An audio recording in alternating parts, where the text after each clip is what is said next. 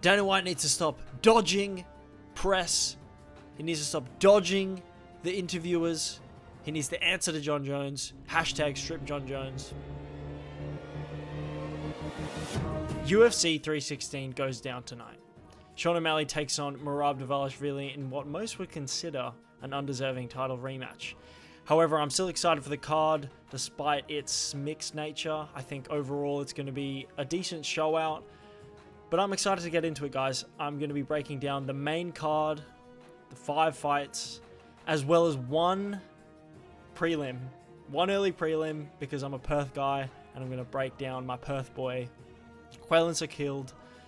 And yeah, we're just going to get straight into it. I've got some notes in front of me, but we're going to be mostly freeform this video. As always, guys, thank you for tuning in, and I'm excited to get into it. So without further ado, let's do this. Just a quick disclaimer, guys. I am a little bit sick, so apologies if I don't sound 100%. But as always, thank you for watching, and let's get straight into the video. As we all know, the bantamweight titles are on the line, both the men's and women's divisions in New Jersey. Sugar Sean O'Malley takes on Merab Dvalishvili in the headliner. Obviously, the co-main, we have Kayla Harrison taking on Juliana Pena. Kayla Harrison looks like a fucking animal. She's going to probably run through Juliana, but we'll see what happens, guys. 135 pounds. Big night for the 135ers. So, as I said, I'm biased. I'm going to be breaking down, just very quickly, the Quaylen Sakhild versus Yanal Ashmouz fight. Not amazing on the pronunciation. These fighters always have difficult names. But yes, we've got our Perth boy, Quaylen, in his second UFC fight. He was on the Dana White Contender Series last year, and now he has absolutely kickstarted his career. Just 25 years old. He is 8-1, same as Yanal. Same records. Should be an interesting matchup. Dana White mentioned it on his If You Don't Know Now You Know segment. Promoting the fight. That's basically all he does these days. Doesn't even show up to the weigh-ins. Doesn't even show up to the press conferences. It's honestly disappointing, but nonetheless, let's not get sidetracked with promotion. Let's just break down the fight. So, Quaylen performed at UFC 312, and he got that 19-second knockout against, what was his name? The Indian bloke. I forgot his name. Let me quickly check. I think it was Anshul Jubilee. Anshul Jubilee, King of Lions. Okay, bro. Okay. Anyway, Quaylen was looking good in that fight. His opponent just grabbed his legs, and it was kind of cringe with the finish, but nevertheless, it was a good performance. 90-second knockout. What a start to his career. Obviously, he got a bonus for that, and I don't think that's going to happen again. I think it's going to be a longer fight. I think it'll definitely go into the second round. I think Yanal is a much more difficult matchup. Same height. Quaylen's got the reach advantage. Both have knockouts. Both have... Quaylen's a bit more mixed in terms of his martial arts. He's got 3 submissions. Yanal's Israeli, doesn't play into it. I think... I'm not trying to be biased, but I think Quaylen's going to get the win.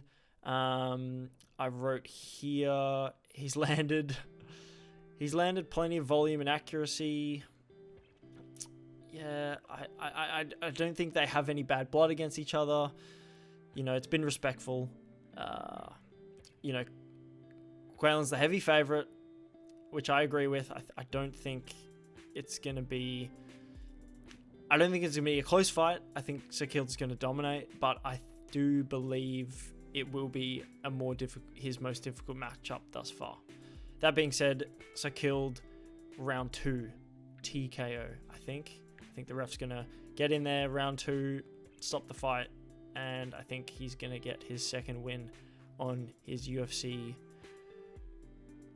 Yeah, second win in the UFC. What am I trying to say? There we go. All right. Biased Perth early prelim breakdown is done. Let's move on to the main card. I was going to actually break down the Johnny Walker fight, but he's not even fighting anymore, which sucks. Johnny Walker is one of my favorite fighters. Nevertheless, we will move on to the main card. Let's go down here. Alrighty, main card breakdown time. Let's do this. So, of course, we have Kevin Holland versus Vicente Luque. Welterweight. Decent matchup. I'm actually excited for this. Somehow Kevin Holland isn't ranked, but he is still an awesome fighter to watch. Yeah, Kevin Holland's way taller. We'll start with that. He's got a reach advantage as well. More experienced fighter? No, they're the same age. I think based on the history, I don't know. Vicente Luque is actually really good. Really good, and I don't think it's not going to be a boring fight. Vicente Luque is ranked 14th. Kevin Holland's not ranked. Interesting for a main card event, since the prelims, Bruno Silva, Joshua Vaughn, both ranked flyweights. Spivak and Acosta, both ranked heavyweights. You know what? Whoever makes these cards, I'm not the matchmaker here. I'm just breaking down the fight. I am gonna back in Kevin Holland. I kind of want him. I kind of want his career to flourish again. He had such a good run back in 2020, and then he kind of just fell off the wagon a little bit. I think I'm gonna go with Kevin Holland, despite Vicente Luque's ability. I think again, it's actually a good matchup, but I think the overhand. Vicente Luque throws a lot of overhands. I don't think Kevin Holland will be able to defend that all that great. But I do think he can get through it. What have I got here? Yeah, I wrote here the winner's gonna. They'll join the ranks again. They will join the ranks. Kevin Holland's gonna join the ranks again. Let's look over here. Kevin Holland is coming in as the favorite, but Vicente Luque looks good, man. I'm not gonna lie. 23-10. He's been around for a while. Yeah, Joaquin Buckley in 2024. Versed Joaquin Buckley, who's now a big contender in the welterweights. Ooh, I think Kevin Holland's going to get the win. I think Kevin Holland's going to get the win. It's most likely going to go to a decision, but we'll see. We shall see. I do actually really like Kevin Holland. 2 US fighters. Both very well versed in the UFC. They've been around for a good while. But I'm going to go with Kevin Holland on this one. Yeah, I don't think there's much more to say. I think as we go along, I'll get more detailed because I'll probably be more intrigued by the later fights as we go along. Speaking of which, next up in the bantamweight division we have Mario Batista taking on Patchy Mix. Patchy Mix is making his UFC debut, coming off Bellator, a former Bellator champion, and yeah, it's these other organizational fighters have had a mixed bag entering the UFC. We saw Patricio Pitbull struggle against Yair Rodriguez in UFC 314. Whether that will happen this time around, who's to say? I think based on the press conferences, Patchy Mix seems to be where he belongs, so to speak. I think he looks already more comfortable in the UFC. I think that he will put on a show. I think he's on 11 fight win streak. I don't think Mario Batista is going to be the one to stop that. But we'll see. And another thing on Patricio Pitbull was he was over the hill. He was in his mid-30s, whereas Patchy Mix is 31. He's in his prime, arguably entering his prime. Whether he will get a submission against Mario Batista, we will see. I am leaning towards that, though.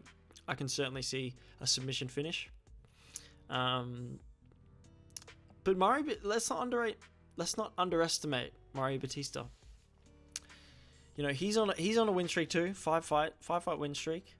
They definitely had a little back and forth in the lead up, and you know, I am excited to see this matchup. I think Patchy Mix is coming in a favorite. And I keep leaning towards the favorites, but you know, they're a favorite for a reason. I think, 20-1. Yeah, Patchy Mix is going to get the job done, man. It's actually good for the bantamweights, though. You know, again, whether or not you consider this Dana White privilege, it's not always the case with these other organizational fighters, whether it's Bellator or the PFL. When they enter the UFC, you know, they obviously are super well established. They're not these younger fighters that are entering through Road to UFC or Dana White Contender Series or Tough, the Ultimate Fighter, which is so boring, by the way. You know, Chael Sonnen and DC are carrying that show on their shoulders. But that show sucks. Such a sidetrack, but man, that show sucks. They should really just end it. They should do one big finale season and then just end it. But that's not going to happen. Such a sidetrack. Anyway, Patchy Mix, he will immediately enter the top 10 after this fight, I think, given he wins the fight. And then he's 2 fights away from a title shot, you know?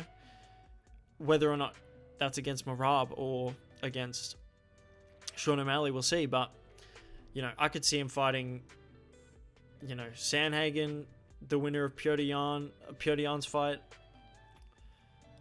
Would have been sick to see him versus Jose Aldo, but he's gone. Let's check the rankings. UFC rankings. Yeah, Umar would be a good fight for him. Marlon Vera, Figueiredo, Song Yudong, you know, all good matchups. Even Henry Cejudo, that would actually be a pretty cool fight. But in terms of the matchup, there's going to be a lot of grappling, a lot of groundwork from Patch. Can I call you Patch? But I do think Patchy Mix will get the finish. It could go to decision. It could very well go to the decision. Mario Batista could work him out pretty quickly. You know, he has a lot of tape to work with. He's probably been studying this guy, been watching his fights at Bellator. But, you know, I think, and again, Mario Batista has a solid shot. You know, he versed Jose Aldo in his last fight. And got that robbery victory, you know, we all know. The real ones know. But this is a decent matchup, and I think Patchy Mix is going to get the win. So, you know, we're going to move swiftly onwards to the middleweight matchup of the century. Joe Pyfer makes his return to the octagon against Kevin Gastelum. Bro can never make weight, but he actually did make weight. Let's go. This fight is locked in at middleweight. I actually love both these guys, man. Joe Pyfer coming off that elbow injury. And Gastelum, you know, looks heavy, man. Looks heavy. As always. Classic matchup. Seasoned vet versus up-and-comer. Well, somewhat up-and-comer. You know, he's fairly experienced, Mr. Pyfer. this fight was, I believe, was supposed to take place earlier this year, but they had to postpone it due to illness. Kelvin Gastelum is 5'9". Don't know how that's the case for a middleweight. He's a stocky boy. Joe Pyfer's obviously got the height and reach advantage. Both strikers. I think we're gonna see. I think this is probably my second favorite fight on the main card. I do believe that Joe Pyfer gets it done again. Back in the favorite. Could go either way. Kelvin Gastelum is so unpredictable, man. He is such. I was about to say versatile. I wouldn't say versatile, but he's very much a varied fighter. You can see anything from this guy. I think Joe Pyfer gets the job done. Yeah, not too much to say. He's had Kelvin Gastelum's had a lot more fights in the UFC. Yep, similar striking accuracy, similar defense, similar takedown accuracy and defense. Southpaw versus Orthodox, Kelvin Gastelum could have the edge there. Yeah, we'll see, man. We'll see. I do think this is going to be a pretty good fight. Some would consider this the people's main event. Very few people. Some as in the minority of people. But yeah, I'm gonna back in not Kelvin Gastelum. I'm gonna back in Joe Pyfer. I think he's gonna get the job done. Yeah, for sure. Mr. Joe for the win. Alrighty, let's move on to the co-main event. Juliana Pena defends her belt against Kayla Harrison. She's come up very quickly through the UFC.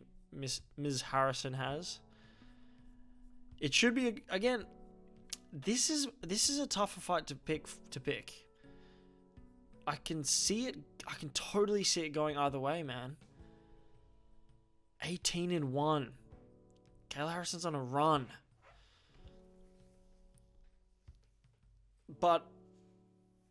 And she could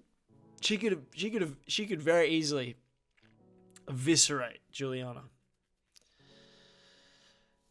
The bantamweights have been nothing without Amanda Nunes. Do we think Amanda's going to come back? She said she's open to it. Dana's open to it. The UFC's open to it. It could happen. It could very well happen, depending on the result of this. She's calling. She basically already called her out. Kayla Harrison essentially already called out Amanda Nunes in the press conferences in the lead up to this fight, and I could totally see that happening.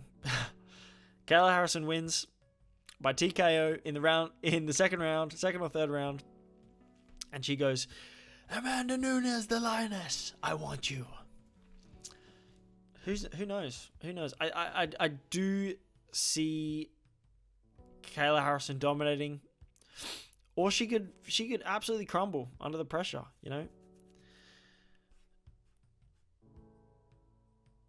Yeah, she's got the height advantage.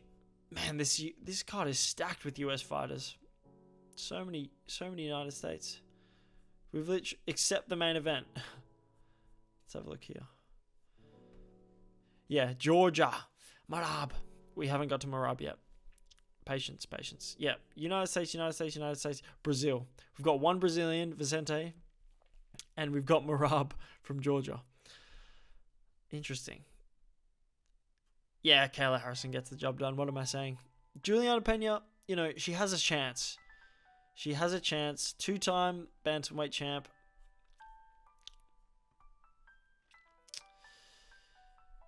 Yeah, she beat Pennington pretty convincingly. That's such a lie. I'm just making shit up. It was a split decision. I'm just taking a look now. Oh my, I forgot about this. Juliana took 2 years off. Just about year and a half. No, over 2 years off. And she got like a Holly Holmes type victory against Amanda Nunes, and then Amanda Nunes obviously got her belt back and then retired. And then Pennington put up a good fight at the end of last year and then got the win. And then Juliana Pena got a very close win. Split decision win. That's right. I'm remembering it now. Yeah. Yeah, Juliana, you could be done. You could honestly be done. Kayla Harrison's been jumping the ranks very, very quickly. She's only had, 2-3 fights in the UFC? Let's have a quick look.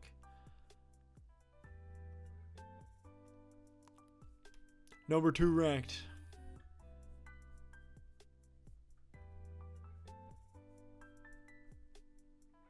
Yeah, 2 fights. That's right. She debuted on UFC 300. Of course.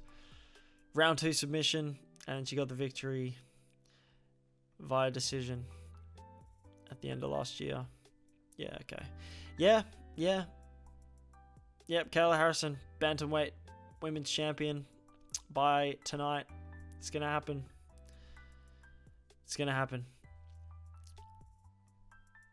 I'm actually, you know what? Say what you will. I actually am kind of excited about this fight. Like, I'm gonna, what am I trying to say? It's a fight. I'm gonna watch it. That's about it. Okay, and last, but certainly not least, we have the main event of UFC 316. Rumor has it Donald Trump will be in attendance. Let's go. Let's see if he has anything to say about Elon Musk. Maybe he'll get on the mic. Maybe he'll just do some thumbs up. Maybe he'll do a little dance. We'll see. Donald Trump is making an appearance, but the main event, Sean O'Malley gets his arguably undeserved title shot rematch against Merab Dvalishvili. Arguably the GOAT of the bantamweight division. Will that change even if he beats Sean again? Probably not. Probably has to get a couple more I think he needs one more big win. And that could be tonight. If he actually finishes someone, that could be a defining factor in him becoming the bantamweight GOAT.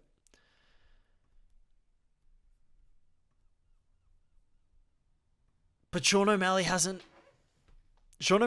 locked in, apparently. Hasn't done the you-know-what. Hasn't done it. Got off alcohol. Got off weed. He might have not even got off alcohol. He might have just got off the Tsar. Throwing the blunt out. He's locked in. He's not dyeing his hair.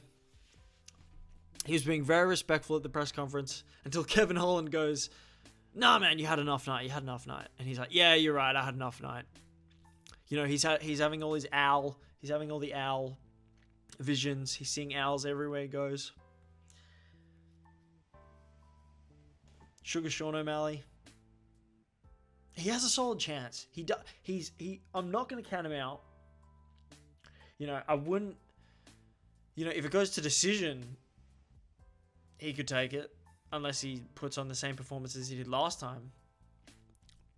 Where his best shot was when Merab turned his back after he kissed him. I do think Merab's going to get the job done. He just looks so good, man. He looked really good against Umar. Some will say he didn't convincingly win that fight. I think he did. Sean O'Malley's a tall guy. He didn't use his reach and height advantage last time. He actually did look off in his last fight. And, we've talked about the undeserving title shot. If he gets out of it, and that's the thing, we're gonna get a trilogy fight if Sean wins, right? Merab's had 3-4 title defenses now. We're gonna get the trilogy if Sean wins this fight. I don't know. Is that interesting?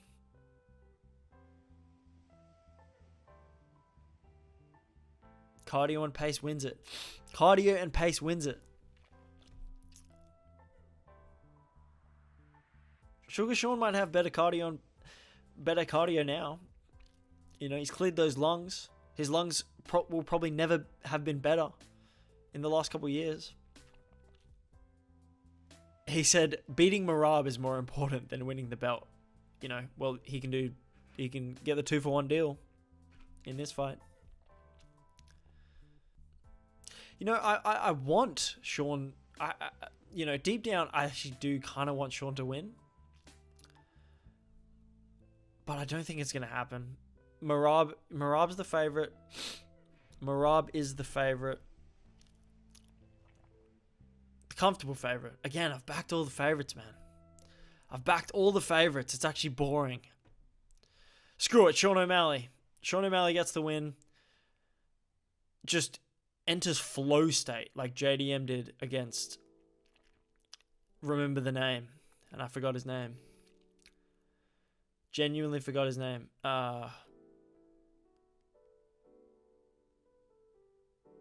Bilal Muhammad. Oh my gosh, that was not even a bit. Genuinely forgot his name. JDM entered flow state round 2 and 3. If we see the same from Sean, whew, it could be fireworks. He could get the job done. He could put him away. That would be something. That would actually be very impressive if Sean is able to put away Merab. And that, as I said, that would set up the trilogy rather neatly. Merab could just wrestle him the whole fight, though. Oh, that would be so boring. Oh my gosh, I hope this fight isn't boring. UFC gods, make this fight entertaining, please. Yeah, screw it. Screw it. Sean O'Malley gets the job done. You know, my mind tells me to back in Merab. Yeah, it's my mind's telling me to back in Merab so we can see him take on Petr Yan. Although Petr Yan could fight either of these guys and it'd be a good matchup. You know, he deserves that. Isn't he fighting like a... Isn't he fighting... Who's Yan fighting again? Here we go. That's right. Marcus McGee is set to fight Petr Yan in Abu Dhabi. July 26th. Not confirmed? Yeah, not official. But that's the likely go-ahead. It's interesting. Again, Petr Yan pieced up Davidson Figueiredo, man. Pieced him up. That was a good fight. Bantamweight's actually an underrated division, man. Underrated division. Although Corey Sandhagen is gonna... Yeah, what am I saying? Corey Sandhagen is next. You know, he pieced up Figueiredo as well. Finished him. Got the job done. He's next. If Sean wins, we'll get the trilogy. Makes sense. Merab deserves a trilogy. Merab deserves a rematch. A third fight with Sean if Sean reclaims the belt. Otherwise, it's going to be Corey. Should be Petr Yan. We know. Yeah. That being said, Sean O'Malley gets the job done. I just have a feeling, man. But I'm excited for this. I'm excited. Dana White needs to stop dodging press. He needs to stop dodging the interviewers. He needs to answer to John Jones. # strip John Jones. I'm going to put this right at the start of the video, even though this is at the end. Screw it. Strip John Jones. We all know why. I'm not going to get into it. Francis Ngannou might make a return. That would be crazy. You know, put the heavyweight division in an even more of a logjam than it already is. UFC 316. I'm excited. I will quickly recap my predictions for the fights. Starting with your boy, Quaylen Sakilde. Gets the job done. 2 second round TKO. Skipping all this bullshit. Moving up to the main card. Vicente Luque taking on Kevin Holland. Kevin Holland's going to get the job done. He is going to become a ranked fighter once again. Probably decision though. Mario Batista taking on Patchy Mix in the bantamweights. I think Patchy Mix gets the job done. Submission. Round 3 submission. Pretty standard picks, I know. But Patchy Mix will make his UFC debut and put on a show. Kelvin Gastelum taking on Joe Pyfer. I think this is an interesting matchup. It could go either way, but I'm going to edge towards Joe Pyfer. Although Gastelum has a solid shot, I think Joe Pyfer gets the job done. Probably, again, by decision. But it will be very striking heavy, so I do think someone's lights could go out. Moving on to the co-main event. As I said, Kayla Harrison probably going to dominate Juliana Pena, although a lot of people underestimate the champ.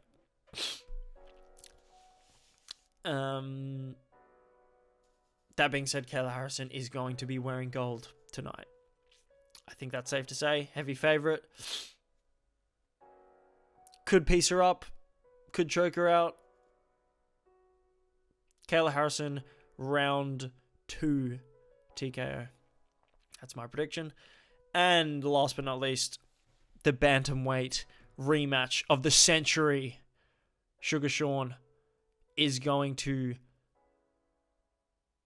become a wise man with his owl, and he's going to defeat Merab Dvalishvili by finish. Fuck it. Round 3 finish. Round 3 or 4. Sean's going to put him out. I can't believe I'm saying this. Merab's probably going to beat him, but screw it. You gotta go against the grain. Sean O'Malley is going to reclaim the bantamweight gold. 2 bantamweight belt swaps tonight. Guys, this has been The Film Fighter. I'm a little bit sick. This wasn't the most quality video, but I still appreciate you guys tuning in. Thank you for watching, and I will see you soon. Take care.